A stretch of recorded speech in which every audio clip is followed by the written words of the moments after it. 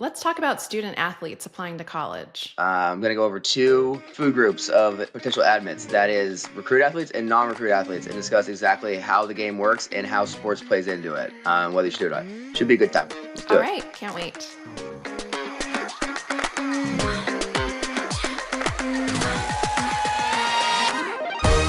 All right, Michelle. Today's basically a two-parter. We're talking about sports and college admissions.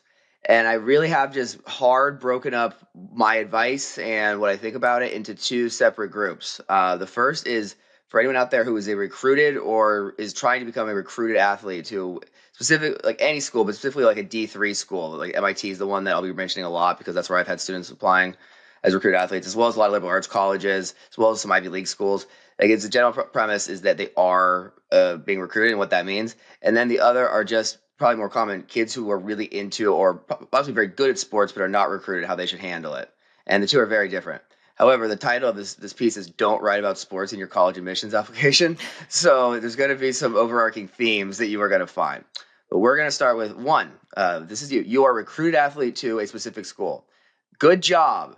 Being recruited means you will get into a lot more schools. At least mine do. That's my takeaway.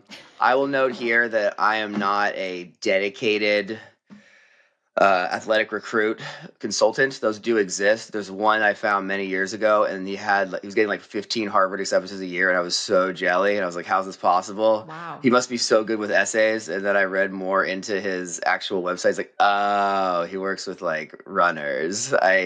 Which not gonna lie, it's like seems like one of the better deals you could have in this industry to like be the pipeline guy, like doing Right. essays for athletes. I I have simply touched. I tend not to be the guy that helps students like in the recruiting process. I'll certainly chat with them about it, and like I have my own ideas. But more often that they like, I'm one of two recruitants that consultants they hire, where they have their little recruitment helper, or whatever that is. They're getting help with the actual coaching stuff, and then I'm there on the sidelines to take feedback and kind of implement it in the actual application. Okay. But my overall takeaway is like, if you're a recruit athlete, it's really good, and you should. And if you could be a recruit athlete, you really want to push. You want to do whatever you can to enter that realm and try to make that a part of your application. And whenever a student mentions on their consultation form that they're very good at sports, often they come to me like they're somewhat surprised that I'm telling them, "Oh, you want to push that? Like you want to do everything you can to become a recruited athlete." And even if you aren't hard or recruited, which I'll get to, just having the coach's ear and having them know you exist is a massive, massive boon to your chances of getting into the schools. Right. Here's how I kind of break it down. This is way oversimplified and possibly like hat tier. I might get it at some point of like I'm making things up. But here's how I explain what it means to be a recruit athlete in college admissions. So in normal admissions, it is you versus the other, like a massive pool of applicants. And we'll just use MIT, for example, because that's what I'm familiar with. MIT's acceptance rate is a little under 5%, which means that essentially you are competing with, when you apply to MIT just normally without being recruited, you're competing with the other 95% of students that don't get in Right. and for a very small number of spots. And it's more complicated than that, which I've gone over. But that is the basic premise. Like you are competing against everyone else for these spots. If you are instead recruited by the coach, what happens is that coach basically likes you because you are a talented athlete and or you have the academic, usually like at least the grades and test scores. They know that it won't be a huge problem for you to get in there. Right. Like that is probably what their criteria is. But they're a soccer coach or they're a swimming coach. They are much, much, much more interested in your athletic prowess than they are your academics. And I don't blame them. It's not their job to see how good of a student you are. They want swimmers for their swim team, and but they absolutely also want swimmers that have the credentials to get into that school credibly without too much fighting because they understand how the process works. Hmm. In general, these sports coaches work with the admissions department. They'll probably have like a professional relationship is my guess. I doubt they're best friends, but like they're both in the system. They both know how it works. And how that system basically works is the coach provides a short list of names to the admissions team, the admissions department, and is always like theoretical. Let's say that every year this coach gets to send a list. He knows he gets 7 students who get to be on the swim team. There's 7 students. He will provide a list of a very usually probably about somewhere between like 10 and 20 names. Hmm. He will provide that list of names that he knows he wants on his swim team to be recruited. He'll provide that list to the admissions department. They now have that list, and the coach is basically out of the picture. Now the admissions team takes that list and they know the rules. They know, okay, of this list of, let's say, 15 names, 7 of them get in or will become recruited swimmers. Well, that's now kind of what the game is. Instead, they are taking 7 names of that list of 15, and those are the ones who get, the other 8 will still get bounced. And that's why this is not a guarantee. It's not like if you get recruited by a swim coach or whatever, like, oh boy, I'm all set, I shouldn't try. No, you are still very much competing, but you are competing against other people on the list instead of the entirety of normal applicants. And you can see how that's a much easier path into these schools. Yeah, your pool has gotten so much smaller. Yeah, smaller and more. Here's the key, though: the fact that like once you reach it to the admissions team, they don't really care that you're an athlete. Like if anything, they're letting you in spite of that fact, and that is where we'll get to kind of how you like why you shouldn't write about sports. But the fact that you are an athlete gets you on that list in the first place. That you're talented at those sports. Getting into the school once you're in the admissions department, you are just going through the admissions, and they have very similar criteria for what they do and don't want. Specifically, they want students who love learning and are perky and will be a great student athlete, Right. and that's what I'll get to. So, how to get in as a recruited athlete? I say it is absolutely worth your time and effort to do everything you can to get into contact with the coach of your sport at any school you wish to attend, especially D3. So, I've had surprisingly, there are some students that are really in the recruiting process when I meet them. A lot of them are kind of iffy about it because it does seem like it's a lot of work. They're not entirely sure if they even want to play that sport in college. I understand all those reservations, but I always am saying no. Like you want to do this as much as you possibly can. Like you want to. It is an annoying rigmarole and a dance to meet with these coaches and deal with these departments in high school. But the juice is worth the squeeze, I Mhm. suppose. Like the payout of doing so is massive, and it's. I've had students get to schools they didn't even think the coach liked them that much at. This is also true. Like I use the term hard R recruited, and yes, there is a point where a coach will basically say it's like sports recruiting is weird as hell, Michelle, because it has a bunch of there's a bunch of rules and regulations that I'm not entirely privy to that make it so a coach can't just be like, hey, you should apply to my school. I want you to be on the team. Like you can't say Mhm. that. Instead, they'll email your mom and they'll invite you to all these functions and they'll give really vague hints for it would be great, it's like if you applied or the whole process is confusing and strange, and you may very well feel like the coach doesn't even like you, or this is a waste of time. If that coach is engaging with you in any way, if they are sending you emails, if they're inviting you to anything, even if they don't seem to talk to you or care while you're there, that is you want to keep moving. That means you are in they care enough about you to keep you on lists that are inviting you to events or sending you emails. Okay. They absolutely are interested in you. These coaches are very busy. They are not going to, if they don't like you, you will just not hear from them ever again or never hear from them in the first place. Like they do not have the time to, they're not thinning their herd. They're basically, they figure out students they're potentially interested in. And then, yes, there are a couple, and I don't know if they have like a gold star system. These coaches, it may depend on the school where they can, like a couple students, no, they just get in. It wouldn't shock me, but I don't know. I think it's like my again, wildly oversimplified theorem is closer to the truth. They know they get to pick X number of names and X percent or X number of the names on that list will get in. So if a coach gives you any sort of hard commitment, even if it seems vague, you must do it. So by far the most common will be some sort of there'll be a scenario if you're going through this process. It's like dating. It's the weirdest thing. I know most of it because of football and stuff like that, but you'll get some line from the coach will be like, well, I have a lot more ability to help you, a lot more ability to fill the team in the early action round. Okay. Or yeah, like early decision would really make it easier for me to to help to be able to showcase your talents to the committee. Or here's this random extra essay form that you can then have your college consultant Right. help you on and absolutely crush it. Little assignments, or it's like I love to, I'll be only 3 hours away from you next Saturday at this event. I would love to get a chance to chat if you can make it. Like if you see that you are getting in the car and you're driving 3 hours to Poughkeepsie or whatever to Exactly. go to the swim event, and then you're shaking that coach's hand, and not much will happen, and you'll be like, "Well, that was a waste of time." No, it wasn't, because what that coach is trying to do is basically gauge your commitment to potentially work, especially if you can't, if you're not applying early decision. He is desperate to make sure that you are interested. If this is any situation, specifically because if he doesn't get those slots back, that's what he's probably most paranoid about is the idea that he will have a student put on the list and gets it, and then they don't go. Oh, yeah. This coach doesn't get a wait list in the same way that admissions teams do, and suddenly he's just down a swimmer and he's pissed. So I think a lot of it stems from that he is trying to. And yes, he will notice if you got in the car and drove 3 hours and came to Poughkeepsie and shook his hand and talked to him for 30 seconds and then sat there and watched another swim meet for 6 hours and then went home. Mhm. Do your best. And that's why I have to tell students, yes, this is worth it. Do it, do it, do it. And they will listen and they go do it and then they get in. So it's just part of the game. Yeah, if they ever hint anything regarding when you should apply early action, early decision, restricted early action, any of that, you must do it. Like, if you want to get in. Like, and I believe in that scenario, if they say the hint at it, be like, yeah, like if you apply early decision, like that would really give me an ability to to convince people that you'd be a great member of the team. You should be applying early decision. I can give you a very high to nearly guaranteed acceptance, especially for like an early decision, because they are asking you to lock in, and they are locked in at that point. That's kind of what I see as like real recruited hard R. It's a weird way to describe it, but like that's what I say about it. Okay, so that's a general recruitment speech. Now we get to essays. You still don't really want to write about sports, Michelle. Why not? Like, come on, that's crazy. It's so You're the important. recruited athlete, it seems like you would. Yeah, It's a recruit. Then you go into Poughkeepsie and then you go to the swim. right. Like, don't they want to know about you? No, they don't, because as I talked about, you are trying to impress the coach first of all, and you don't impress the coach with your essays. He doesn't even, may not even see them. You True. impress the coach by chatting with him and going to meetings and doing the whole dance that is sports recruitment.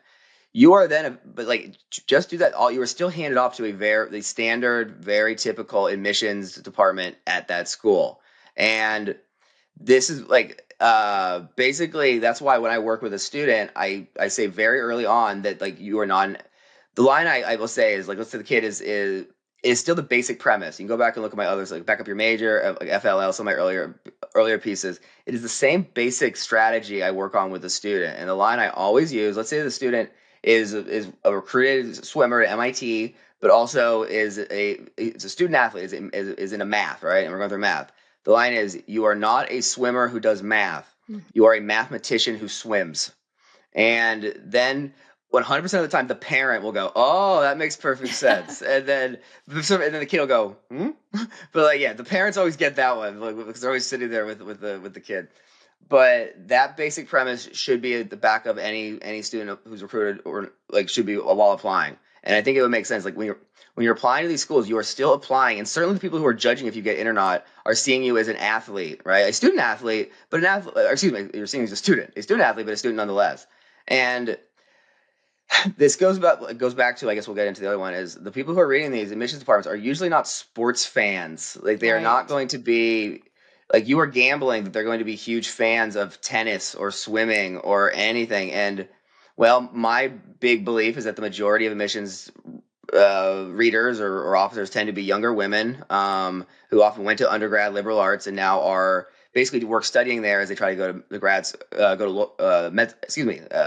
school for law. And like that is oversimplified, but like I do believe that is probably the closest to the like younger than you would think, like 24-year-old woman. Like that's Mhm. probably what I'd say like the average admissions reader looks like. The average admissions officer is going to be probably like in their 30s or older, and there's a lot more variation. But the actual people who are actually going to read these and decide on your fate is usually like a woman in her early 20s, and they tend not to love sports that much. I mean, I'm not gonna, I'm not gonna, I'm not gonna throw out the baby out with the bathwater. But and even if they do love sports, they may not love swimming or tennis or track, Exactly. and even more so, well, the game is still being played. That you're applying to schools. You are compete. Let's say you are one of 15 swimmers on a list for MIT. They take 7 of them. Well, Michelle, you can answer. What do you think a lot of the other 14 are going to be writing about? Ugh, probably their sport. Oh heavens, yes, they're going to be writing about their sport, and like bless me God, like sports injuries is like the worst kind of sports essays. Ooh, Yeah, like yeah, sports okay. injuries or how they won the big game. Like not good, like some of them will be cool, but like it leads to a situation, and this is similar to we'll get to when you're not recruited, is there is no good sports essay because like the nature of writing, and there's a lot of essay topics I simply do not like, and a lot of them stem from I have a more deeper, more meta understanding of how writing works, and is about the reader's experience reading it. And I know, like understanding your reader, the reader is sick of reading sports essays and thinks they're stupid. And if they start reading sports essays within the first paragraph, they go, "Oh, it's a jock, awesome, like another one." Mm. So don't write about sports, like. But here's what you can do instead is go back to consider is like write a fairly standard application. Pretend you weren't an athlete. What would you write about? And in this case, I'd be saying like, well, what major are you doing? What extracurriculars have you done to back up that major? You need to like the majority of applications should basically pretend you're not an athlete at all. Then you are certainly allowed to mention your sport. However, it should come up basically like in service of academics. Like one of my favorite FLL strategies is applying your major to your sport in this case. So like every swimmer, you remember a student from 2 years ago, she was a swimmer and a physicist. Yeah. And it was like the physics of swimming, like the X of Y, like the idea of, well, whenever I'm doing my overhand stroke, I'm using this law. Like it's extremely on brand, but that's the most effective version of it. Yeah. And those essays are pretty fun, but they end up being a pretty small supplement, a part of a bigger application where we wrote our personal statement much more about basically just like being a wacky person who loves building stuff, right? Like there was no swimming involved, and yes, we there is almost always an essay, a supplement that does cover some of it, if only because that seems unfair to the student. But like I'm telling you, she also would have gotten in if we hadn't written about swimming at all. Like I really do believe that. And yeah, this one will lead to it's like, but I like swimming, and it's like, yeah, you can still get in writing about swimming. 6 of the other 15 students will get in writing about swimming about over and over and over again. But 7 will not in this theoretical list. You being the 1 of 15 that writes about your passion for mathematics like a normal ass student, that is going to be that's going to stand out in a way that really entices this non sports coach, admissions reader, or admissions officer who's actually deciding your fate. And that's my logic behind it. But in general, like being recruited is neat. If you are a sports recruiter and you want to be going to the most elite schools in America, please hit me up because I'd love to work with you because my numbers have been excellent. Also, I actually know about sports, so we could talk ball. But that leads us to the entirely separate part of this, which is you are not a recruited athlete you were not recruited to that school, but instead merely really enjoy the sport. I don't believe you should write about sports in nearly any context except with extreme reservations. And even in those extreme reservations, the essays aren't going to be great. They're just okay. And my experience when I was looking at them is I do it probably with that 1 to 2 students a year. They're almost like they're extremely passionate about what they do. They're very good at the sport, and it's taken up like that is their biggest thing. I will throw them a bone and I will do a sports essay that is very lightly about sports, and I will still be like, it could be better. Like this is fine, I guess. If you're going to write about sports, you must avoid like the true cliches, like a sports injury essay or winning the big game. But don't write about sports. And I'm going to keep saying this because there's going to be people who are going to be like, no, I can write about anything. Like, here's the problem with sports. And I give you 2 best examples. Is I brought up you are still so I just mentioned the process of recruited athletes who get into these schools. Yes. Well, a lot of them write about sports, and these schools basically they go around the normal system, and these admissions readers every year for multiple sports, they are basically required to allow these 7 students in. And my guess at a place like MIT, not all 7 of them are up to the standards of their traditional MIT applicant. I'm sure a couple are going to be, but you get students 4, 5, 6, or 7 that some people are starting to have to hold their nose because these are the best of the 7. And I imagine that would be a very frustrating experience, and maybe why sports is very controversial, like sports recruitment, because I would not love the fact that I'm at MIT. I have to reject 95% of applicants, including some of the most truly excellent teenagers on the planet. I have to full sail bum them out, who obviously would love to go there, in favor of someone I'm the 6th best swimmer who applied this year, list of 15, and that 6th best applicant just wrote about how she overcame a sports hernia to still win the giant tournament, but she has the best GPA. So and she went to a feeder. So like fine, we'll let her in, fine. Right. Well, I know that would that would definitely sour me on just sports in general. Is like my general hypothesis is one of the more baffling aspects of college admissions is why these schools care so much about sports. Like we've done separate episodes about legacy and affirmative action, and both of those I at least get it in different ways of like what benefits they might have for the school or society. A school like MIT accepting a large percentage of their class in recruited athletes is one of the most insane things in college admissions. I don't get it. No one gives a shit about sports. They don't make any money. No, there's no school pride. It's not like anyone in MIT gives a shit if they beat whatever other crappy D3 school they were playing. Like I'm sorry, this is a tangent. But here's the mindset, Matt. And I'm a college consultant who has had unbelievable results thanks to this process. So imagine I'm now a admissions reader that I have to like play defense and reject students. And you don't think a lot of similar thoughts are going through like the average, Yep. say, like 23-year-old lady's mind about right. Well, with all that, they've just accepted it. Now they get another non-recruited athlete who is writing about baseball or is writing about tennis or is writing about running. Well, how do you think they feel looking at that, having just rejected like a bunch of excellent students to let one in they didn't really like? Now that they're just like, oh, hey, it's sports again. Is this kid recruited? No. Into the trash it goes is the problem. And that's why I really don't recommend writing about sports in any real capacity, except like two lines I put here are on my baseball team. I learned less about myself, and it was through my baseball team I got a chance to meet a young boy named Billy. Like those are two examples of theoretical sports essays that would be okay, but even like reading them back, that's the best I got. Like neither of those sound like world beaters, you know, like those are, but that's kind of the idea is sports can be the backdrop of a larger event. But honestly, that applies more if you're a recruited athlete. Like if you are, yes, like if you're going to write about sports, like that's the best you can do is like, it can be the scene of whatever really non-sports related essay you can do. And then here we go. No, really, don't write about sports. In theory, if you have to, you should incorporate your love of learning into sports ethics. That's the best I can also offer. Is like you think about the physics of the X of Y. How does your major apply to your sport? And if that makes no sense, you can't do it. That's because you're not working with a professional like me who does this over and over and over again. It's actually a very difficult essay to write, but that is going to be the best version of it. Is how is your love of